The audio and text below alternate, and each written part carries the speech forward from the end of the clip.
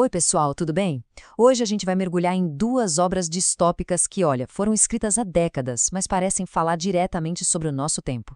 Vamos explorar como duas visões bem diferentes de controle social acabam chegando no mesmo lugar, uma humanidade que simplesmente parou de pensar.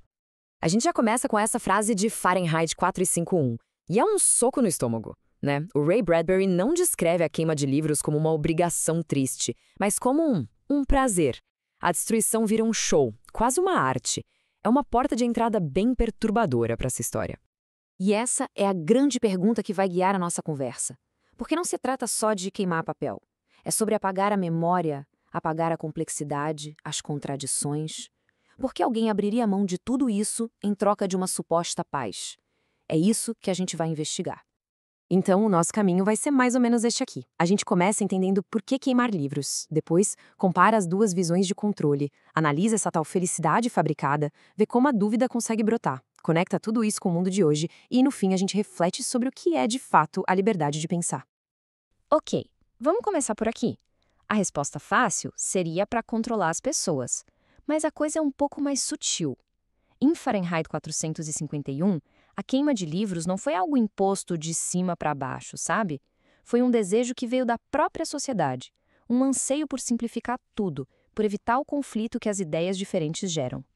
E é aqui que a comparação entre os livros fica fascinante, porque enquanto George Orwell, lá em 1984, imaginou um controle pela dor, pela vigilância, o Ray Bradbury e o Aldous Huxley foram por outros caminhos.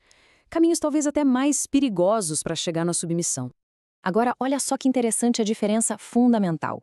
Em Fahrenheit 451, o controle vem pelo medo. Ele proíbe o que as pessoas querem, livros, ideias. Já em Admirável Mundo Novo, o controle é mais profundo. Ele elimina o desejo por essas coisas. Uma sociedade proíbe, a outra faz com que a proibição nem seja necessária. Ninguém quer o que não conhece, certo? E essa citação do Huxley resume tudo perfeitamente. O controle mais eficiente não é da força, é aquele que a gente internaliza. Em Admirável Mundo Novo, as pessoas são ensinadas desde o berço a amar a própria servidão. Não precisa de moro na prisão, porque a prisão está dentro da mente de cada um. Certo. Mas como é que essas sociedades mantêm todo mundo quietinho e dócil? Simples. Elas trocam sentimentos de verdade por prazeres sintéticos. É uma felicidade de fachada, uma anestesia que te protege das dores e das perguntas difíceis da vida. E os dois mundos são mestres nisso. Em Fahrenheit 451, a gente conhece a Mildred, esposa do protagonista, o Montag. Uma noite ele chega em casa e encontra ela desacordada. Tinha tomado o frasco inteiro de pílulas para dormir. E o mais assustador é que não foi um ato de desespero planejado, foi quase um reflexo. É o retrato do vazio, da busca por qualquer coisa que entorpeça. Bem diferente do Soma, de Admirável Mundo Novo, que é a droga oficial, o feriado da realidade que o próprio governo distribui. E a consequência dessa anestesia fica bem clara aqui. No dia seguinte, o Montag pergunta para Mildred uma coisa básica: onde eles se conheceram? E ela não lembra, simplesmente não sabe. A busca sem fim por distração apagou não só o pensamento crítico, mas a própria memória afetiva. Apagou quem ela era. O Capitão Beach, que é o chefe dos bombeiros, explica para o Montag como a sociedade chegou nesse ponto. E a receita é bem simples: encher a vida das pessoas de estímulos que não exigem pensamento. É distração pelo barulho, pelo excesso. Já em Admirável Mundo Novo, como a gente viu, essa distração já vem de fábrica. É química, é biológica. Mas sabe como é? Mesmo nos sistemas mais perfeitos, a semente da dúvida pode brotar. E em Fahrenheit 451, o que acende a faísca no Montag não é um livro. É uma pessoa. Clarice McClellan. Ela é uma esquisita no meio daquela gente toda. Ela anda devagar, ela observa a chuva, ela faz perguntas. Perguntas simples do tipo: você é feliz? Num mundo que vive correndo, só o fato de alguém parar para pensar já é um ato de rebeldia. Ela representa um modo de vida que todo mundo esqueceu. Esse momento aqui é o ponto de virada. A Clarice faz aquela brincadeira com o dente de leão no queixo do Montag para ver se ele está apaixonado. E a Flor diz que não. Ele nega, claro, diz que ama a esposa, mas a semente da dúvida foi plantada ali. Pela primeira vez, ele é forçado a olhar para o vazio da própria vida. E agora a gente chega na parte que, para ser sincero, dá até um calafrio. Como essas histórias de ficção parecem um espelho da nossa realidade. Os avisos do Bradbury e do Huxley soam cada vez menos como ficção e mais como um documentário.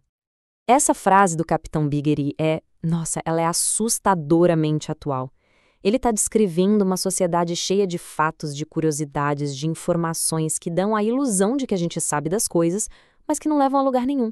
É a sensação de estar informado, mas sem conseguir conectar os pontos. E aqui está basicamente a receita do bolo que o Beatty descreve para criar essa sociedade que não pensa. É impressionante como muitos desses pontos soam familiares, né? É quase um manual de como desmontar o pensamento crítico passo a passo. Em Admirável Mundo Novo, esse manual nem existiria, porque a sociedade já foi construída sem essas peças. Bom, e assim a gente chega ao nosso ponto final. O que se perde de verdade nesses dois mundos, seja pelo fogo ou pela química? E o que a gente precisa para recuperar isso? E não é só sobre ler livros, é algo muito maior.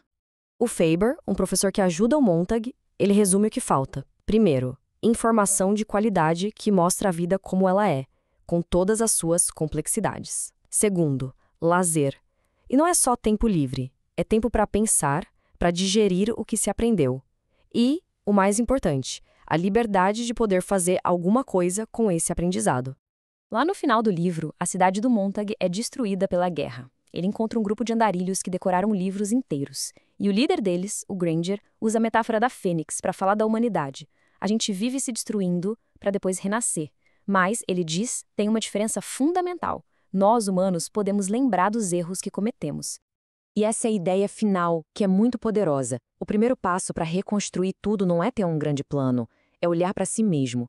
A tarefa mais urgente é construir espelhos, para que a humanidade possa, depois de muito tempo, se enxergar de verdade, com honestidade.